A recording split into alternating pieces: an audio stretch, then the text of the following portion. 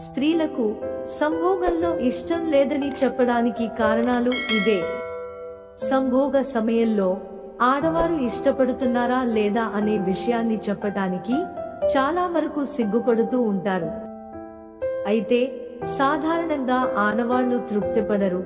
ముఖ్యంగా తమ జీవిత భాగస్వామి మాట్లాడకుండా మౌనం వహిస్తే మాత్రం ఇష్టపడటం లేదని గుర్తించాలి.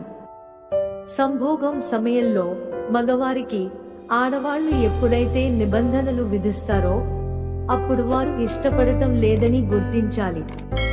లేదా ఆ విషయంలో పెద్దగా మాట్లాడకపోయినా ఆడవారు ఇష్టపడటం లేదని మగవారు గుర్తించడం మంచిది.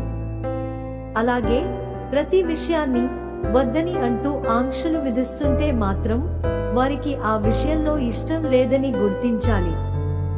ఆ విషయంలో ఇష్టపడని ఆడవారు ఎక్కువగా బెడ్రూమ్లో గడపడానికి ఇష్టపడరు. అలాగే తొందరగా నిద్రపోవడం లేదా పిల్లల ఆలనా పాలనతో గడిపేయటం వంటివి చేస్తూ ఉంటారు.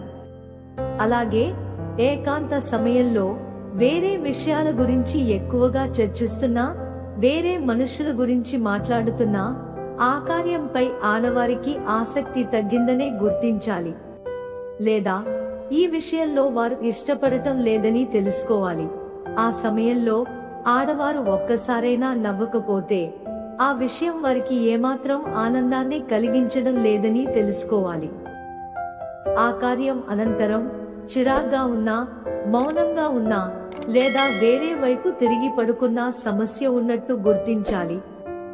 ఎప్పుడైతే ఆ కార్యం అనంతరం మీ పార్ట్నర్ మిమ్మల్ని వదలకుండా అల్లుకుపోతారో అప్పుడు వారికి పూర్తి స్థాయిలో ఆనందం కలిగిందని గుర్తించాలి. అందుకు ఎలాంటి ఆటంకాలు ఉన్నా తొందరగా మార్చుకోవటం మంచిది. మాకు మీ సపోర్ట్ కోసం ఛానల్ ని లైక్ చేసి సబ్స్క్రైబ్ చేసుకోండి.